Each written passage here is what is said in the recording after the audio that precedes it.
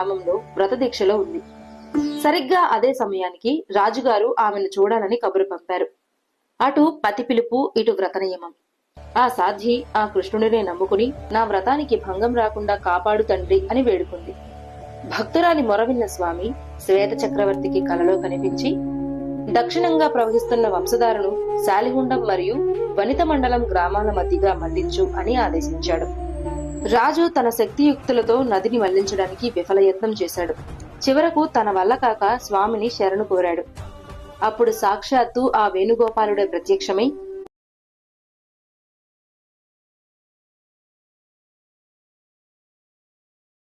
తన చేతిలోని పిల్లన గ్రోవిని ఉధృతంగా ప్రవహిస్తున్న వంశధారకు అడ్డంగా ఉంచాడు. అద్భుతం! ఆ వేణువు రంధ్రాల గుండా నీరు జాలువారుతూ వంశధార తన దిశను మార్చుకుంది.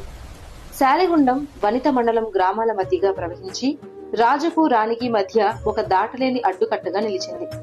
భార్య ఎడబాటుతో బాధపడుతున్న రాజు, స్వామి, మాకీ ఎడబాటు ఎన్నాళ్లు అని ప్రశ్నించగా, శ్రీకూర్మం వెళ్లి తపస్సు ఆచరించు అని స్వామి ఆదేశించాడు. వారి భక్తికి మెచ్చి తదనంతరం ఇదే శ్వేతగిరిపై స్వయంభువుగా వెలిశాడు. అందుకే ఇక్కడి నుంచి శ్రీకూర్మం వెళ్లడానికి ఒక సొరంగ మార్గం ఉందని చెబుతారు. కార్తీక శుద్ధ ఏకాదశి నాడు మత్స్యకారులు ఇప్పటికీ ఆ సొరంగానికి పూజలు చేస్తారు. మరొక విశేషం ఏంటంటే, భారతదేశంలో కాళీయమర్దన వేణుగోపాల స్వామి ఆలయాలు రెండు ఉన్నాయి. ఒకటి ఉడిపిలో ఉంటే రెండవది మన శాలిగుండంలో ఉండటం మన అదృష్టం.